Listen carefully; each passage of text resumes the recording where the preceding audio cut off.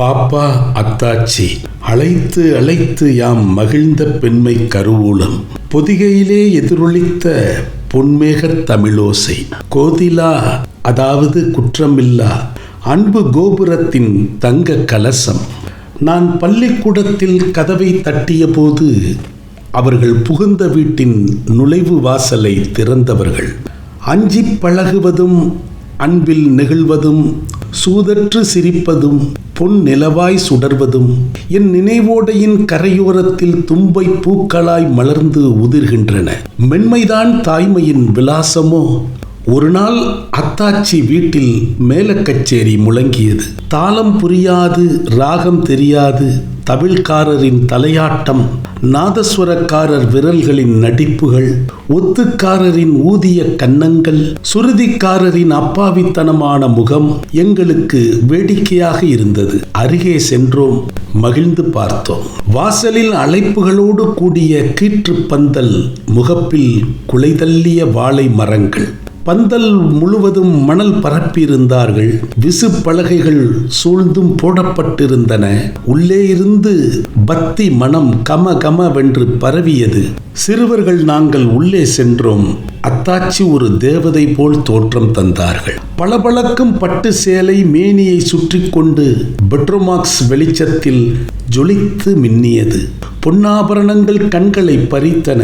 பூச்சரங்கள் மாலைகளால் ஆன ஒப்பனைகள் நெஞ்சில் வியப்பூட்டின. சலங்கை சத்தங்களோடு வந்த 2 மாட்டு, அதாவது வில் வண்டிகளில் பெருமங்களத்து சொந்தக்காரர்கள் அரட்டைகளோடு இறங்கினார்கள். கல்யாண மகாதேவி பஞ்சாங்ககார ஐயர் வந்திருந்தார். சாமி அறையில் குத்து விளக்குகள் சுடர் பரப்பின. ஏதேதோ சடங்குகள் நடந்தன.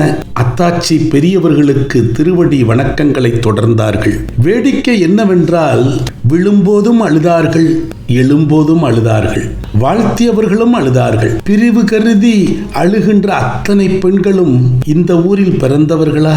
இல்லை, வெளியூரில் பிறந்தவர்கள், இங்கே பதியமிட்டு கொண்டவர்கள். எனக்கு புரியவில்லை. ஒழுகிய கண்ணீரை முந்தானையால் துடைத்தவாறு நின்ற அம்மாவிடம் கேட்டேன், அத்தாச்சி பெருமங்கலம் போராடா? அம்மா சொன்னார்கள்.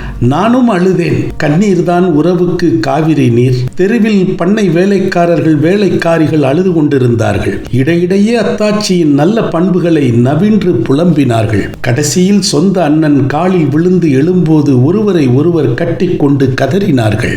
எல்லோரும் கதறினார்கள். வீட்டில் கடல் இரைச்சல். பூப்படைந்த நாள் முதலாய் அலைந்து திரிந்து மணமகன் தேடும் பெற்றோர் பிரிய நேரும் போது அழுவது. 10 மாதமாக குழந்தை பெறப்போகும் மகிழ்ச்சியில் இருந்தவள் மகப்பேறு சமயத்தில் அலறுவது போன்றதுதான். அழுகை ஓய்ந்தது. பந்திப்பாய் விரித்தார்கள், இலைகளை பரப்பினார்கள், ஆடவர்கள் அமர்ந்தார்கள். அறுசுவை நிரம்பிய உணவு பரிமாறப்பட்டது. ஆடவர் பந்தி முடிந்தது, பெண்கள் பந்தி தொடர்ந்தது. அவர்களோடு என் போன்ற சிறுவர்கள் அமர்ந்தார்கள். சாப்பிட்டோம். பந்திகள் முடிந்தன. மாப்பிள்ளை வீட்டுக்காரர்கள் பொன்னை அழைத்து கொண்டு வெளியில் வந்தார்கள். அழுகை ஒலி மீண்டும் எழுந்தது. அழைத்து செல்பவர்களும் அழுதார்கள். அவர்கள் புது உறவினர் அல்லர், அத்தாச்சியின் தாய் வீட்டார். கணவராக போகிறவர் அவர்களின் தாய் மாமன். வீட்டுக்கு ஓடினேன். புதுச்சட்டை போட்டுக்கொண்டேன். அத்தாச்சி வீட்டுக்கு வந்தேன். பேர்ச்சம்பளம் கிடைத்தது. 10 மாடுகளின் சலங்கை ஒளிகளோடு 5 வில் வண்டிகள் புறப்பட்டன. பின்னால் ஒரு பார வண்டி வந்தது. அதில் காய்கறிகள் கட்டில் ஏற்றப்பட்டிருந்தன. அத்துடன் பாறையும் மண்வெட்டியும் இருந்தன. சில கிழவிகள் தங்களை பெண்ணெடுத்து போன கதையை குறவஞ்சி கவிஞர் திரிகூட ராசப்ப கவிராயர் போல் வர்ணித்தார்கள். கேட்டவர்கள் மகிழ்ந்தார்களோ என்னவோ, அவர்கள் பெருமகிழ்ச்சி கொண்டார்கள். பயணம் தொடர்ந்தது. முன்பெல்லாம் 2 அல்லது 3 முறைதான் பேருந்துகள் ஒரு ஊருக்கு செல்லும்.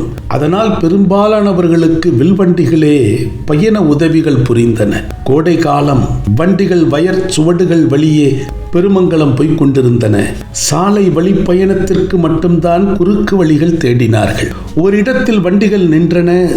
தடையாக இருந்த வரப்பை பாறை கொண்டு இடித்தார்கள். மண்வெட்டி கொண்டு மண்ணை அகற்றினார்கள். தடம் இடம் தந்தது. மாடுகள் ஓடின, வண்டிகள் உருண்டன. சுவடுகள் மனிதருக்கு மட்டுமா? மரங்களுக்கும் காலூன்றும் பறவைகளுக்கும் ஓடும் வாகனங்களுக்கும் சுவடுகள் உள்ளனவே.